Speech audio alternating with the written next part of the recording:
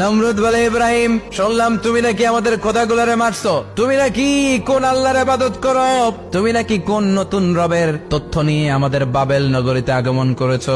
আমি ছাড়া কোনো খোদা আছে বলে তো আমি শুনি নাই, এই বাবেল নগরীতে আমি ছাড়া কোনো খোদা আছে আজকে নতুন শুনলাম। কে তোমার খোদা, কি তার পাওয়া? এবার ডায়ালগ মারা শুরু করলেন সাইয়েদনা ইব্রাহিম। সাইয়েদনা ইব্রাহিম বললেন, রব্বি আল্লাযী ইউহয়ী ওয়া ইউমীত, আমার রব এমন রব যিনি জীবন দেয় আবার মরণও দেয়। নমরুদ বলে, তাই তোমার আল্লাহ জীবন দেয় মরণ দেয়? আনা উহয়ী ওয়া উমীত। এবার নমরুদ ডায়ালগ মারতেছে, আনা উহয়ী ওয়া উমীত, আমিও তো জীবন দেই আমিও তো মরণ দেই। সাইয়েদনা ইব্রাহিম বললেন, তুমিও যদি আমার আল্লাহর মতো জীবন দাও মরণ দাও তাইলে দেখাও। নমরুদ জেলখানা থেকে দুইজন ফাঁসির আসামিকে ধরে আনলো, ধরে এনে একটা ধারালো ছুরি নিয়ে প্রথম আসামির পেটের ভেতরে ধার করে ছুরিটা ভরে দিয়েছে। ফিনকি দিয়ে রক্ত ছুটলো, লোকটা ছটফট ছটফট ছটফট করতে করতে দুনিয়া থেকে বিদায়।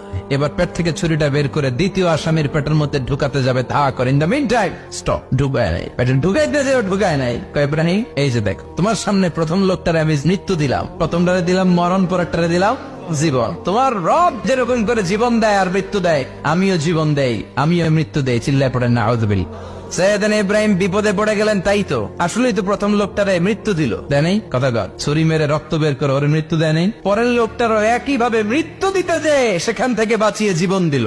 বেজাল আছে না নাই? এবার সাইয়েদনা ইব্রাহিম বলে, ফাইন্নাল্লাহা ইয়াতি বিশ-শামসি মিনাল মাশরিকি ফাতি বিহা মিনাল মাগরিবি ফাবহিতাল্লাযী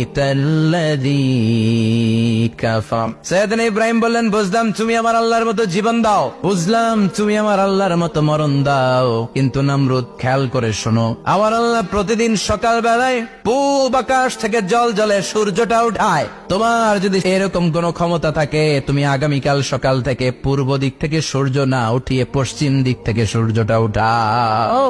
ফাবহিতাল্লাযী কাফার। এবার ধরা গেছে, এবার জায়গার মধ্যে ধরা, একেবারে স্টপ, লা জবাব। নমরুদের মুখে কোনো জবাব নাই।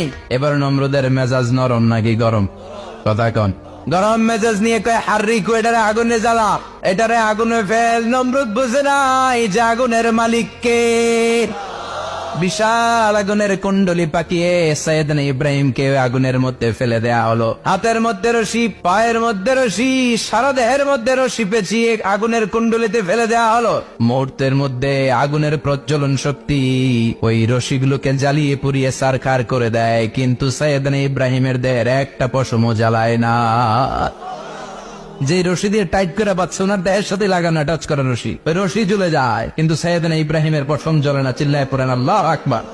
সাইয়েদনা ইব্রাহিম বসে রইলেন। নমরুদ কয়, আরো আগুন জ্বালা, এলাকার বড় বড় গাছগুলো, তক্তাগুলো কেটে আগুনের কুণ্ডলিতে ফেল। তক্তা লাকড়িগুলো আগুনের কুণ্ডলিতে ফেলা মাত্র দাউ দাউ করে লাকড়িগুলোকে, তক্তাগুলোকে আগুন জ্বালিয়ে দেয়, কিন্তু সাইয়েদনা ইব্রাহিমকে জ্বালায় না। সুবহানাল্লাহ।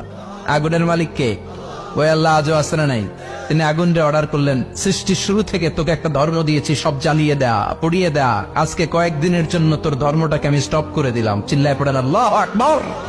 قُلْنَا يَا نَارُ كُونِي بَرْدًا وَسَلَامًا عَلَى إِبْرَاهِيمَ।